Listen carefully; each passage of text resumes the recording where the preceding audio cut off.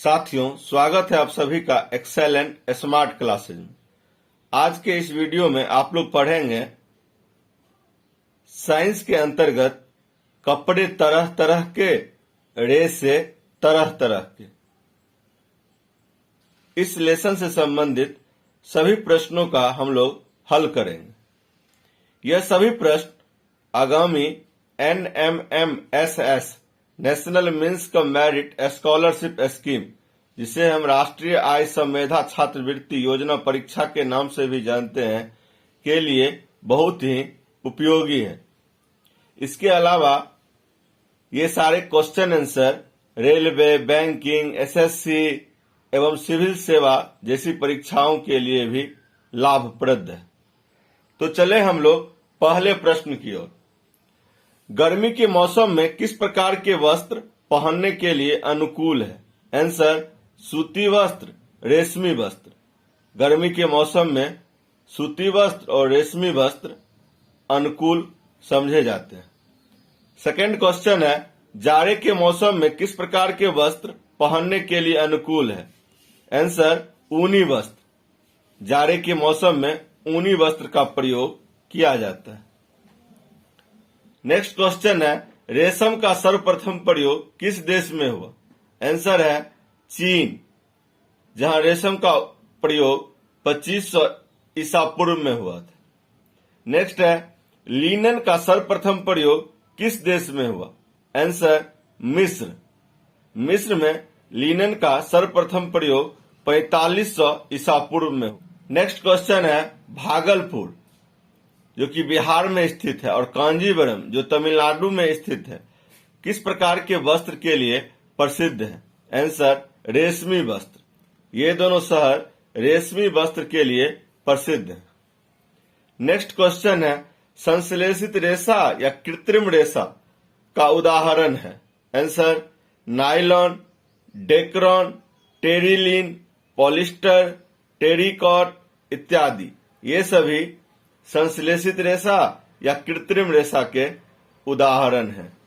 Next question है, भारत में रैयान का पहला कारखाना कहां और कब स्थापित हुआ? आंसर 1946 ईस्वी, केरल। केरल में सबसे पहले रैयान का फैक्ट्री स्थापित हुआ। नेक्स्ट है, नकली रेशम या कृत्रिम रेशम का उदाहरण है? Answer Ryan. रेयान को नकली रेशम या कृत्रिम रेशम भी कहा जाता है। नेक्स्ट है, एक्रेलिक के रेशे का उपयोग किया जाता है? आंसर ऊन, शाल, कंबल, स्वेटर इत्यादि निर्माण में एक्रेलिक के रेशे का उपयोग किया जाता है। नेक्स्ट क्वेश्चन है, नायलॉन के रेशे का उपयोग किया जाता है? आंसर पैराशूट निर्माण में, चट्टानों पर चढ़ने में, रस्सी बनाने में, तंबू, ब्रश, कारों की सीट के पट्टे, पर्दे इत्यादि बनाने में नायलॉन के रेशे का उपयोग किया जाता है। नेक्स्ट क्वेश्चन है, पॉलिस्टर PET के रेशे का उपयोग किया जाता है? आंसर बोतलें, बर्तन, फिल्म, तार और अन्य वस्तु के निर्माण में पॉलिस्टर के रेशे का उपयोग किया जाता है। नेक्स्ट है, पटसन का उपयोग किया जाता है? आंसर बोरियों के निर्माण में, चटाई इत्यादि बनाने में पटसन के रेशे का उपयोग किया जाता है। प्रश्न संख्या 13 है, बेकेलाइट क्या है? इसके दो उपयोग लिखिए। आंसर बेकेलाइट थर्मोसेटिंग प्लास्टिक है जो ऊष्मा और विद्युत का कुचालक होता है, इसलिए इसका उपयोग बिजली के स्विच और बर्तनों के हत्थे बनाने में किया जाता है। नेक्स्ट क्वेश्चन है, जैव निम्न करणीय और जैव अनिम्नीकरणीय में क्या अंतर है? आंसर जैव निम्नीकरणीय जो पदार्थ प्राकृतिक प्रक्रिया जैसे जीवाणु की क्रिया द्वारा अपघटित हो जाता है, जैव निम्नीकरणीय कहलाता है। उदाहरण फलों और सब्जियों के छिलके, कागज और खाद्य पदार्थ। ये सभी जैव निम्नीकरणीय के उदाहरण हैं। जैव अनिम्नीकरणीय जो पदार्थ प्राकृतिक प्रक्रिया द्वारा आसानी से अपघटित नहीं होते, जैव अनिम्नीकरणीय कहलाता है, जिनका अपघटन प्राकृतिक प्रक्रिया द्वारा नहीं होता है। वैसे पदार्थ जैव अनिम्नीकरणीय कहलाते हैं, जैसे प्लास्टिक, पॉलीथीन। संश्लेषित रेशा या मानव निर्मित रेशा से आप क्या समझते हैं? ऐसे रेशे जो मनुष्य स्वयं तैयार करता है संश्लेषित रेशा या मानव निर्मित रेशा कहलाता है। जिस रेशा को तैयार मानव स्वयं करता है उसे मानव निर्मित रेशा या संश्लेषित रेशा कहते हैं। प्रश्न संख्या 16 है, संश्लेषित रेशा के कौन कौन से गुण हैं? आंसर, ये शीघ्र सूखते हैं, अधिक चलाव, कम महंगे और आसानी से उपलब्ध होते हैं। ये रख रखाव में भी सुविधाजनक होते हैं। ये टिकाऊपन की क्षमता इसमें ज्यादा होती है, ज्यादा महंगा भी नहीं होता है और आसानी से सब जगहों पर उपलब्ध होता है।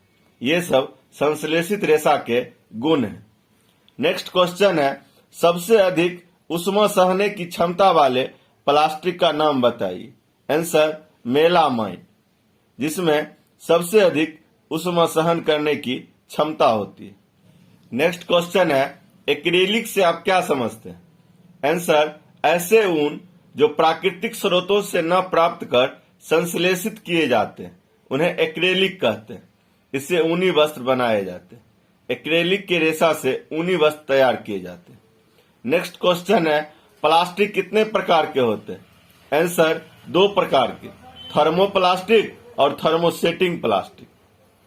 नेक्स्ट क्वेश्चन है, थर्मोप्लास्टिक और थर्मोसेटिंग प्लास्टिक में क्या अंतर है? आंसर, थर्मोप्लास्टिक ये गर्म करने पर विकृत हो जाते हैं। दूसरा गुण है, ये सरलता पूर्वक मुड़ जाते हैं। इसका उपयोग खिलौना, बर्तन में किया जाता है। दूसरा है थर्मोसेटिंग प्लास्टिक, ये गर्म करने पर विकृत नहीं होते हैं, ये मुड़ते नहीं हैं। इनसे बर्तनों के हत्थे जैसा गर्मी सहने वाला सामान बनाया जाता है। प्रश्न संख्या 21 है, खाद्य पदार्थ का संचयन करने हेतु प्लास्टिक पात्रों के उपयोग के 3 प्रमुख लाभ बताइए। आंसर, यह हल्का होता है, यह चिरस्थायी होता है, यह मजबूत होता है। प्लास्टिक के पदार्थों में खाद्य पदार्थ के रखने से 3 लाभ होते हैं। सबसे पहला, यह हल्का होता है, इसमें टिकाऊपन की क्षमता ज्यादा होती है और यह मजबूत होता है। नेक्स्ट क्वेश्चन है, आग बुझाने वाले कर्मचारियों के परिधानों पर किस पदार्थ की परत चढ़ी होती है और क्यों? आंसर, मेलामाइन, क्योंकि ये आग का प्रतिरोधक है। आग बुझाने वाले कर्मचारियों के परिधानों पर मेलामाइन की परत चढ़ी होती है क्योंकि यह आग का प्रतिरोधक है। प्रश्न संख्या 23 है, उस संश्लेषित रेशा का नाम बताइए जिसका तार इस्पात के तार से भी मजबूत होता है। Answer, nylon. प्रश्न संख्या 24, बहुलक से आप क्या समझते हैं? आंसर, संश्लेषित रेशे और प्लास्टिक बहुत बड़ी इकाइयों से निर्मित होते हैं जो बहुलक कहलाती है। प्रश्न संख्या 25 है, प्लास्टिक ऊष्मा और विद्युत के हैं। आंसर, कुचालक। प्लास्टिक ऊष्मा और विद्युत के कुचालक हैं। नेक्स्ट क्वेश्चन है, भोजन पकाने के पात्रों पर न चिपकने वाली परत के रूप में उपयोग किया जाता है। Answer, Teflon. टेफ्लॉन का उपयोग न चिपकने वाली परत के रूप में किया जाता है। नेक्स्ट है, नायलॉन का निर्माण किया जाता है। आंसर, कोयला, जल, वायु, इन तीनों के सहयोग से नायलॉन का निर्माण किया जाता है। प्रश्न संख्या 28 है, सबसे पहला पूर्णतः संश्लेषित रूप से बना रेशा है। Answer, nylon. नायलॉन सबसे पहला पूर्णतः संश्लेषित रेशा है। नेक्स्ट क्वेश्चन है, सेलुलोज के रासायनिक क्रियाओं द्वारा प्राप्त रेशा होता है। Answer, Ryan. रेयान का निर्माण सेलुलोज के रासायनिक क्रियाओं द्वारा होता है। नेक्स्ट क्वेश्चन है, रासायनिक क्रियाओं द्वारा बने रेशा को कहते हैं। आंसर, संश्लेषित रेशा। नेक्स्ट है, रेशे की पहचान मुख्यतः निम्नलिखित विधि द्वारा की जाती है। आंसर, दहन, धागा तोड़, वस्त्र फाड़, सिलवट, धूप में सुखाने, सूक्ष्मदर्शी, बाह्य कीर्ति इत्यादि, इन सभी के द्वारा रेशे की पहचान की जाती है। तो साथियों, यह कुल 31 प्रश्नों का संकलन है। आशा है यह वीडियो आपको अच्छा लगा होगा। आप इसे लाइक, शेयर और सब्सक्राइब जरूर कीजिएगा। धन्यवाद।